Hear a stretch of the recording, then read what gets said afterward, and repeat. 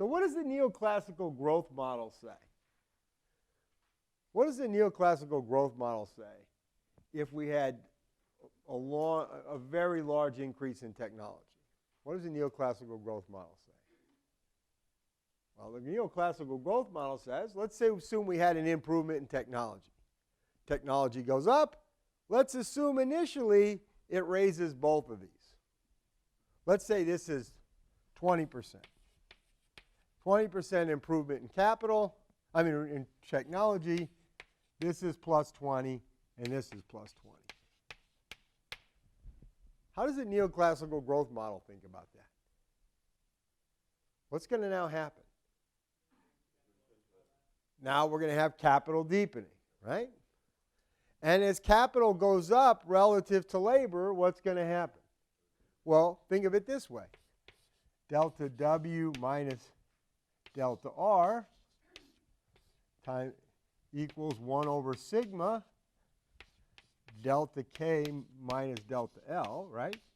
Right? That's just substitution, right? Substitution between labor and capital. This is the elasticity of substitution.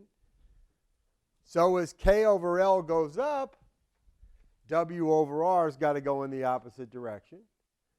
And since what that means is this is going to come down, and that's going to come back up.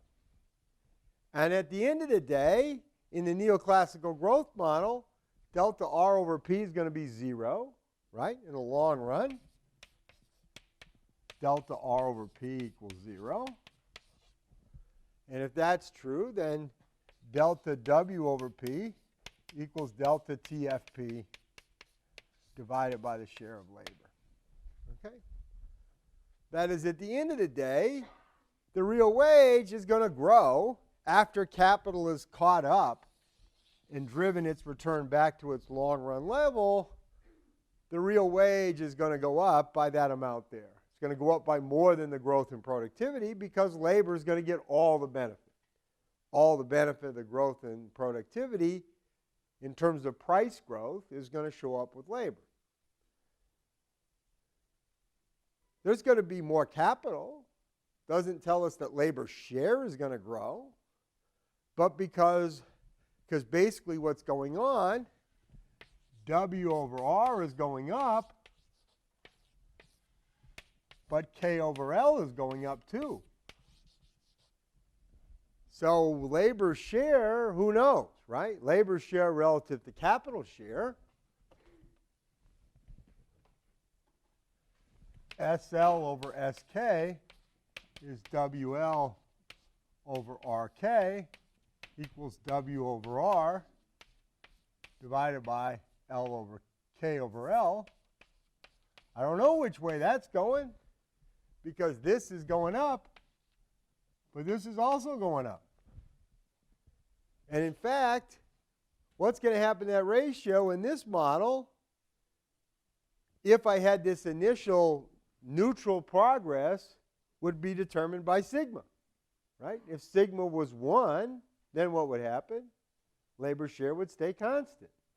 Sigma was bigger than 1, then W over R is going to grow less than K over L, and labor share is going to fall.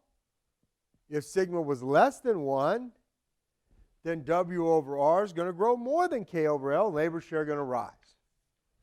Right? All right. So what do we think is going to happen here? So the neoclassical growth model has a view of long-run growth, has the following sort of view, at least the way we've done it. Long run, delta W over P equals delta TFP over the share of labor. Delta R over P equals 0. All right.